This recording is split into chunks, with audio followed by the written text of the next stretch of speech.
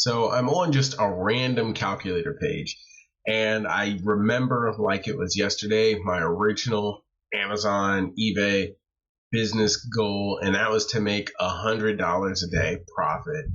Whether I was sleeping, whether I was awake, I knew I wanted to make $100 a day after all my fees, after just everything, after taxes and everything.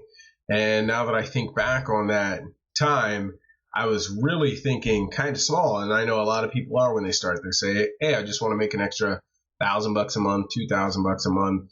And that's what you're thinking about at the time. And I'm just remembering this goal. So $100 a day times 365, $36,500. I remember that being my first goal. To get to your true goal, we're going to have to kind of deconstruct your numbers and see where you are as far as overhead and things like that. So I remember that I was spending about $1,500 in just kind of monthly costs associated with the business. I had part of my house I used for business use. I had gasoline, depreciation, and things like that on my car going on, my mileage, I guess you can say. So I remember having $1,500 a month in expenses approximately. This is me remembering back a few years. So we're just going to add $18,000 to this total.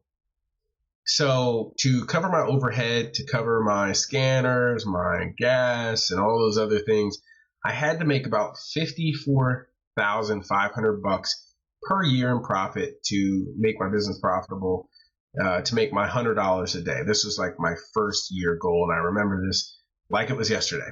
So let's deconstruct that number. I was selling books, and on average, I would make about $3 to $4 a book. Let's just call it $3.50.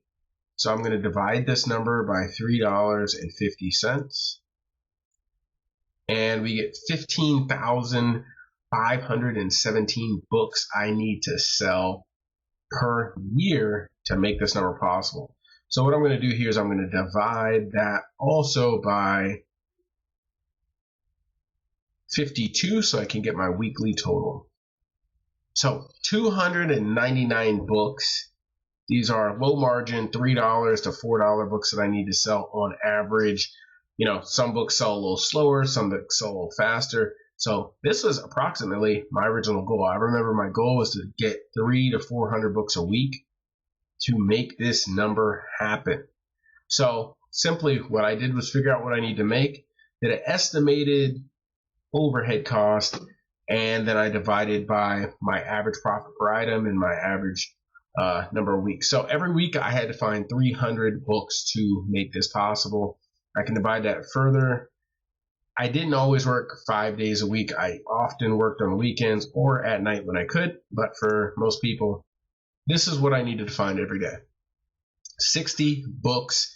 And then if we account for books that don't sell, I'll multiply by 1.2.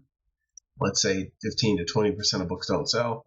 Every single day, 5 days a week, I need to sell 71 books. This means I had to hit 10 to 12 places per day whenever I could work a full day, and hopefully I'd find 5 to 10 books at each stop. So I'm just kind of deconstructing the process for me building my goals. So if you have a goal, figure out what you want to make, add your overhead, and then kind of work your way backwards. Whenever you're selling more expensive items, let's say you're selling items, your average selling price is $25 and you're making $7 per item, all of a sudden you can find a lot less items, but your profit margin is going to be a little higher. What I found is that a lot of people work this kind of backwards. They're looking for all of these sales when they don't have the inventory in stock.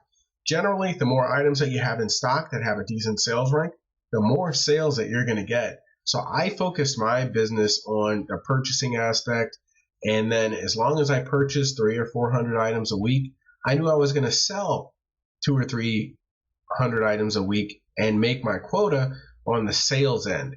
Even though some items are sometimes it's cyclical, so I would purchase more items during the off season when textbooks weren't selling fast, and then textbook season came around and I would sell way more units and I would level off my inventory, and then I would have some inventory buildup, and then the next textbook season would come and I would sell those items off. And that same goes for any product category. You have to source the item first. You have to have the items in your inventory.